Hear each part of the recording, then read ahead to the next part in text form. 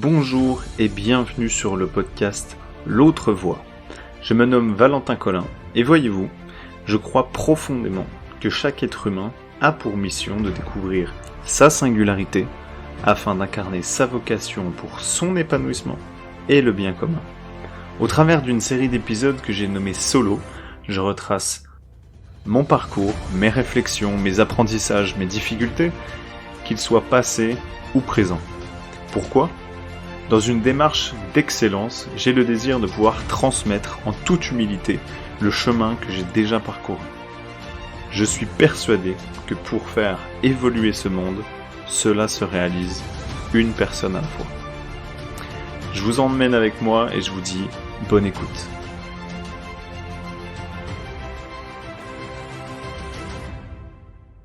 Et si je te disais que les personnes un petit peu touche à tout, celles qui un petit peu sont curieuses, celles qui vont papillonner, celles qui vont aller regarder un petit peu à droite à gauche différents sujets, qui se passionnent, qui n'ont pas forcément de passion, mais qui justement vont aller explorer tout un tas de domaines et de secteurs. Si je te disais que ça, c'était le futur du travail et que c'était le futur du monde à part entier.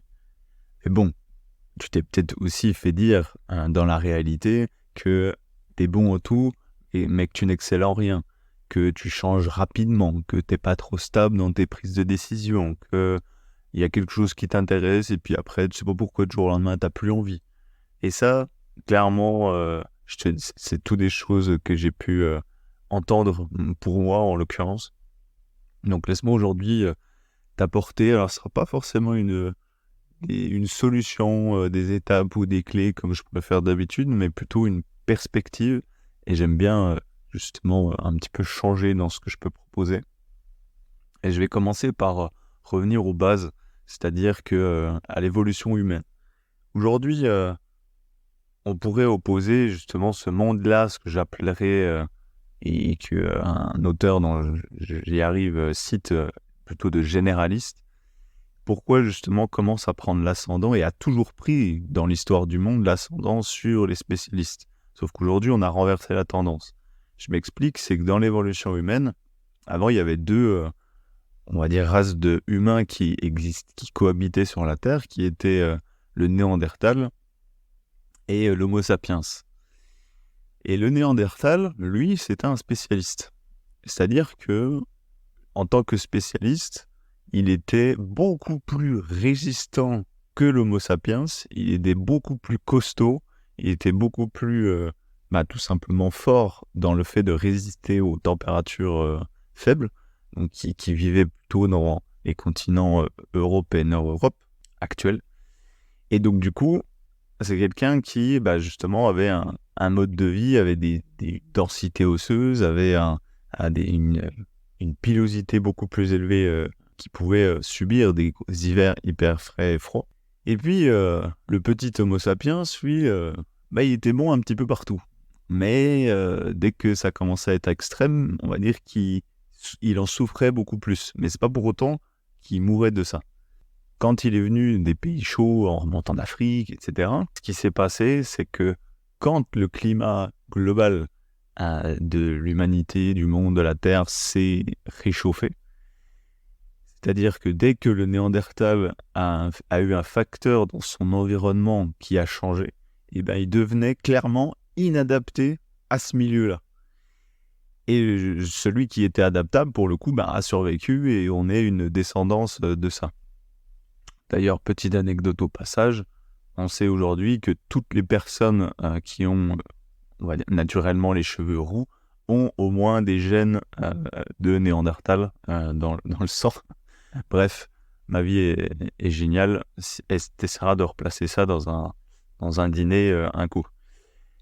Donc, pour enchaîner, c'est que le monde du travail, on a un petit peu oublié ce truc-là de l'adaptabilité. C'est qu'en fait, on a créé un monde, et ce qui est logique quand on suit l'histoire. Quand on suit l'histoire, il y a eu la période un peu plus industrielle à un moment donné, où il fallait reconstruire les pays tels qu'ils soient, donc normaliser, former les choses, formater plutôt les choses, et aller dans un sens qui permettait à tout le monde d'avoir un cadre défini, des règles définies, une tâche définie, etc. Et donc ça, voilà, ça a été ce monde-là plutôt industriel. Puis ensuite, on est venu à un monde un peu plus informel, c'est-à-dire que les communications se sont libérées, les échanges se sont libérés au niveau international, les systèmes de collecte d'informations, etc. Et donc là, on est arrivé sur quelque chose de beaucoup plus global. Et donc là, ce qu'il fallait, c'était beaucoup plus mettre en avant les performances, les chiffres, suivre les choses, etc. Donc ça nous a emmené dans un cap un peu plus au-dessus. Après, dans les années, allez, on va faire une tirade bien large entre les années 80 et 2010. Et là, clairement, on est en train de prendre une bascule dans le monde où maintenant l'information, elle est plus, c'est plus la reine, on va dire, parce qu'aujourd'hui, on est noyé dans un flot d'informations et aujourd'hui, l'information n'a plus autant de valeur qu'à l'époque. À l'invention de l'imprimerie, justement, qui était vers les années 1400, etc., un des premiers livres à être publié, c'était la Bible. Et la Bible, forcément, c'est un des livres, c'est quasiment le livre le plus lu au monde, parce que ça fait des centaines et milliers d'années que maintenant, il est diffusé, le truc. Aujourd'hui, l'information, elle n'a plus autant de valeur. Ce monde dans lequel on est, il y a plus besoin de perspective. C'est-à-dire qu'on est allé creuser des domaines et des choses où vraiment on s'est dit, ouais, voilà, là, franchement, on a créé des postes, des rôles de personnes spécialistes.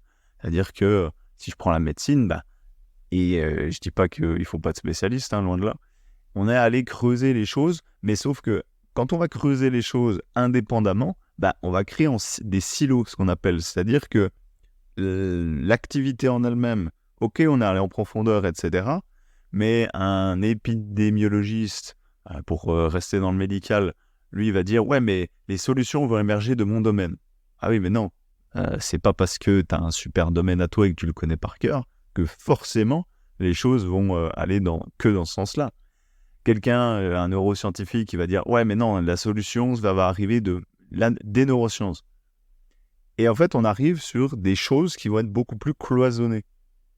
Et le spécialiste est bon, entre guillemets, à creuser quelque chose, mais des fois a peut-être tendance à aller, et je ne fais pas une généralité, à aller justement se cloisonner par rapport aux autres matières. Et sauf que là, le rôle du généraliste est de dire « Eh les gars, le but, c'est d'aller faire des ponts, en fait, entre les matières, entre les choses. Mais pour aller faire des ponts, il faut connaître un domaine suffisamment pour le comprendre, et puis aussi pour discuter avec les spécialistes du domaine, et puis aussi aller voir des spécialistes d'autres milieux, d'autres secteurs, d'autres, justement, voire carrément d'autres matières. Des fois, quand tu veux aller créer une innovation, souvent, c'est l'agrégation de plusieurs éléments et sources d'informations, et que tu vas ensuite condenser dans une vision des choses, dans une ligne, bref, dans une problématique aussi que toi, tu veux régler. Et c'est là où moi, je trouve les choses oufissimes. Ça crée des solutions auxquelles les gens se disent « Ouah, dis donc, on n'a jamais pensé, le mec, c'est un génie, etc. » Mais non, c'est que cette personne-là qui aurait pu faire une découverte XY, tout simplement, tu peux te dire qu'il a agrégé, on va dire, des choses qui existaient déjà. Et c'est ça aussi qu'on appelle la créativité. Des fois, on n'a pas besoin de faire une peinture, une sculpture ou la musique pour dire qu'on est créatif. Associer deux choses d'univers différents, c'est que c'est une part de création aussi. On parle justement de l'adaptabilité des généralistes, des personnes donc qui aimeraient aller dans plusieurs milieux, dans plusieurs secteurs pour tout simplement déjà se nourrir elles-mêmes, mais aussi leur faire, si toi tu es concerné par le sujet, te faire confiance si t'as ce mode de fonctionnement-là, parce que ça a de la valeur. Même si tu le vois pas encore, ça a clairement de la valeur. Et ça a du lien évidemment avec ton mode de fonctionnement, et je te renvoie à d'autres épisodes que j'ai déjà pu faire dans le passé. Moi, je pense qu'on va vers quelque chose où on va plus être dans spécialiste ou généraliste, mais plutôt spécialiste et généraliste en même temps. et reconnaître la valeur des deux en même temps.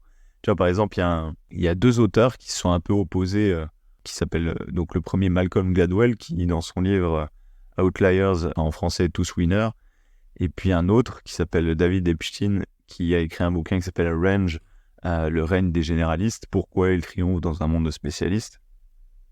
Je me suis aussi appuyé clairement sur leur vision des choses à eux deux.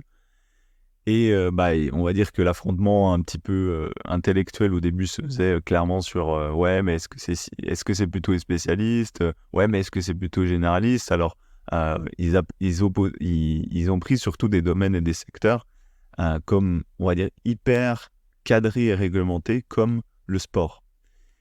Et le point de vue de Malcolm Gladwell, qui est plutôt du côté spécialiste, c'est ah oui, mais dans le sport, alors il prenait des cas comme Tiger Woods, il prenait comme des champions d'échecs, il prenait, on va dire, qui étaient dans des milieux hyper réglementés et cadrés. C'est-à-dire que j'ai fait un épisode là-dessus où je parlais des jeux finis et jeux infinis. Le sport, c'est des jeux finis.